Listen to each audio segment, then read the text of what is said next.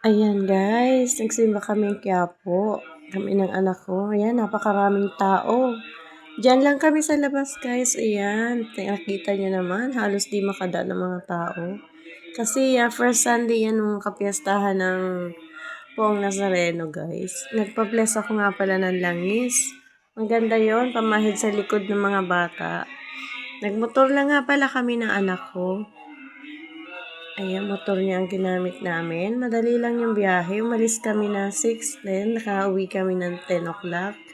Kasi napakaraming tao talaga, halos hindi ka makadaan.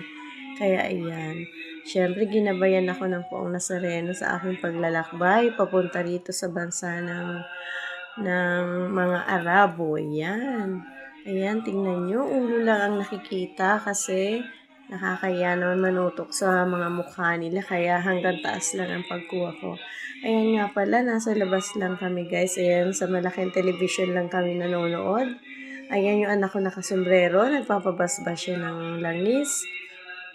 Ayan, tingnan nyo naman kung gaano karami ang tao guys. Ayan. Doon nga pala namin pinarking motor sa bandang unahan kasi hindi makakapasok. Ayan.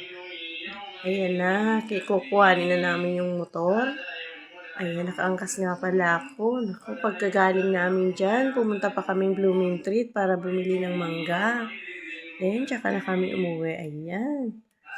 Ayan, ang sarap magmotor, lalo na malamig yung panahon, hindi gaano mainit. Ayan na kami. Ayan. Ayan na, yung anak ko nakita yung helmet. Ayan kami. Ayan. Wait lang kasi stoplight eh. Ayan na. Ayan kami guys. Ayan. Nakakapit ako sa anak ko ay kapit maigi. Baka mahulog. Ayan. Ang sarap sumakay ng motor guys. Kaya ayan na. Inaubusan nga pala kami ng gasolina at kami dadaan sa gasolinahan.